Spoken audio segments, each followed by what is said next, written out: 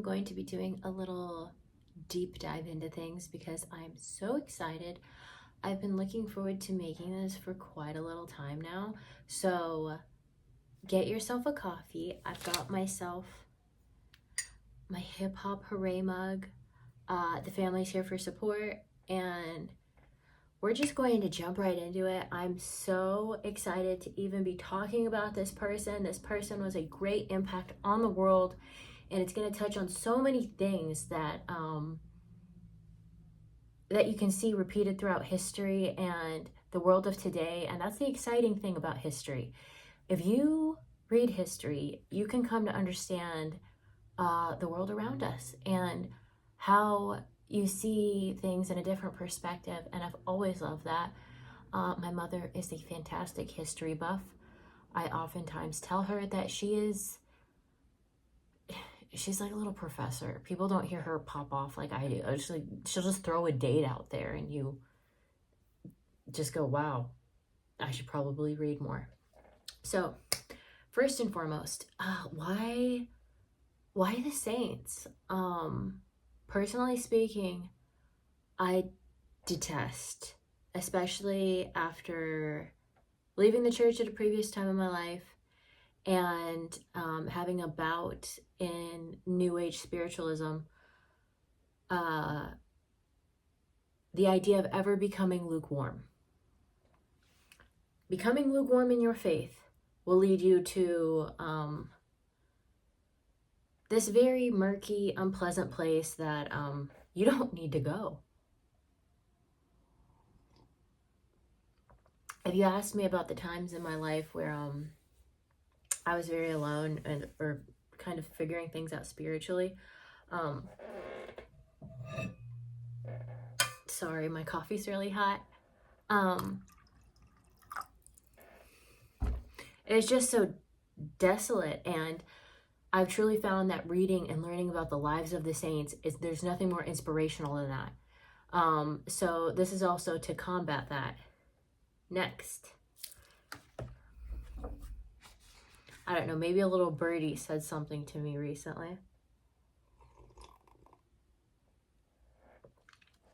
Hold on, let me take another sip.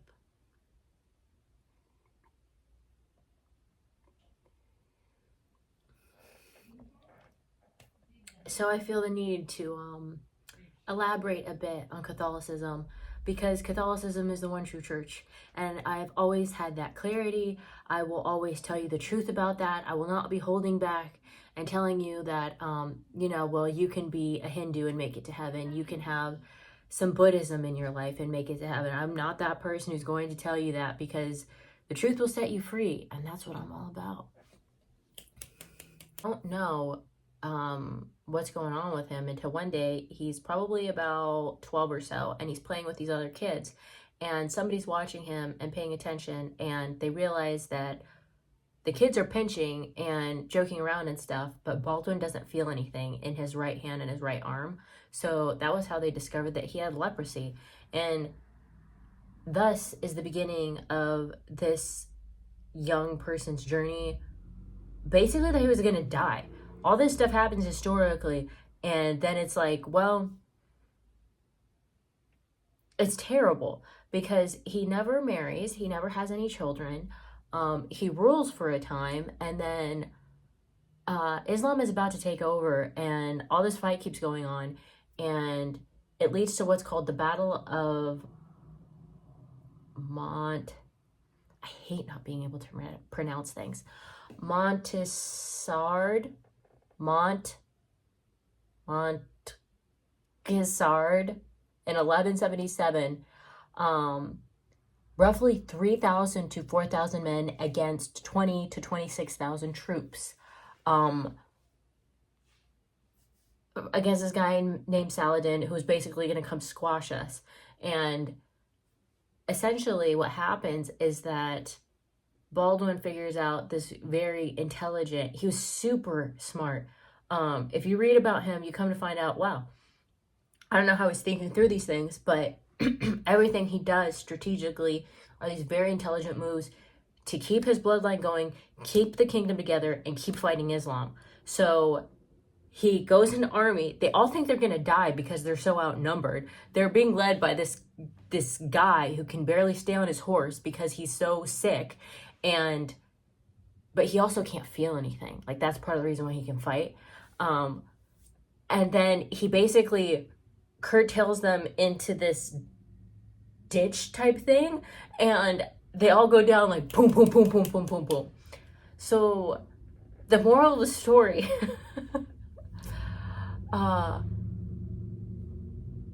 they were like, it was like 8% people to every one. Can you imagine going into battle like that? I'm sorry. When I read about this and I started listening to it, it absolutely threw me, because I mean, I'd be like, well, it's for God. Can you imagine me with my animals? I'm like, let's go. But it's fascinating, and there is a really great film. It's called The Kingdom of Heaven that they made about it. I enjoyed it. I think there were some parts that were like added in there for fantasy purposes, like all the romance scenes and things like that. Like, that was a distraction from the historical elements to it. But there is a really cool clip, if you want to go find it on YouTube, where he gives a speech about the importance of virtue. Whoo! That clip is great, where he basically says that we are responsible for ourselves in this world, and at the end of your life, you're going to be held at judgment, and if you don't choose virtue, like, what are you going to say to our Lord? And it's exciting because it's so there's something about the knighthood and the crusaders that has this element that we don't see in the world of today. We don't think things in terms of I need to go fight in order to stay alive, considering we are actually doing that right now. And I love this because it keeps me, one, from being lukewarm, and two, we need to be aware that as somebody who lives in the US, I have a lot of freedom here. If I was in another nation, I wouldn't have the little comforts that I have here. Part of the reason why some people have gotten into deep conversations with me about things is because I said, look, I am on US soil. I can go to Mass on Sunday. I can also call Christ God. What happened, was it in Syria, I think? It was like 20 Christians who were beheaded by Islamists for not rejecting their faith and taking Islam. Is that, think about it. I don't know why I was blessed enough to be born where I was, based off of that one thing alone. It's great motivation for life, because you think about the things that you don't want to take for granted, and faith and the one true church is that. And if you know what's happening in the Vatican right now, that's very important, which I guess I'll segue into this next thing. The Latin Mass, it seems, is sorry, I shouldn't laugh, but it's laughable to me at this point. The Mass is the Latin Mass is the Mass of the Saints. This is the authentic, the highest prayer that exists, the most precious thing that we have. And people are saying that this coming Wednesday we may be excommunicated, and the laity at this time, and that we should be afraid. I'm so sorry. I am so sorry. It doesn't make sense. If I am to reject the Latin Mass, then you are therefore rejecting exactly where you came from. I'm speaking about the Novus Ordo in this context, because it doesn't. How are we wrong now? If we are wrong now, you were wrong then. And it's disappointing, but it also just doesn't make any sense. I mean, I hear these things all the time, and you know, some people have a very positive attitude about it. I kind of look at it and go, well, that's on your side of the fence. That's on your side of the fence. And, you know, if anything, I don't mind being labeled a rebel for standing up for the Latin Mass. What is my faith if it isn't to be tested? You know, I even had this discussion with somebody recently where we were talking about the story of Job. And in the story of Job, in the very beginning, God says to Satan that he will allow Job to be tempted to prove his love for God. And that's why in the story of Job, where all these bad things happen and Job still praises God and says God is always holy, basically, even though his children have been taken, his wealth is taken from him, everything goes. And this person says to me, like, well, like, that's not loving. Okay, yes, but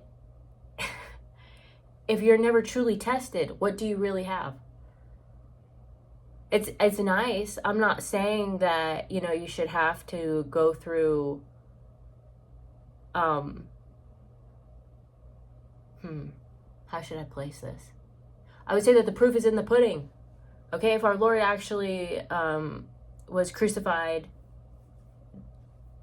died, and was buried, if he was crowned with thorns, if all of these horrible things, if people persecuted him as terribly as he did, because no one was persecuted as much as him,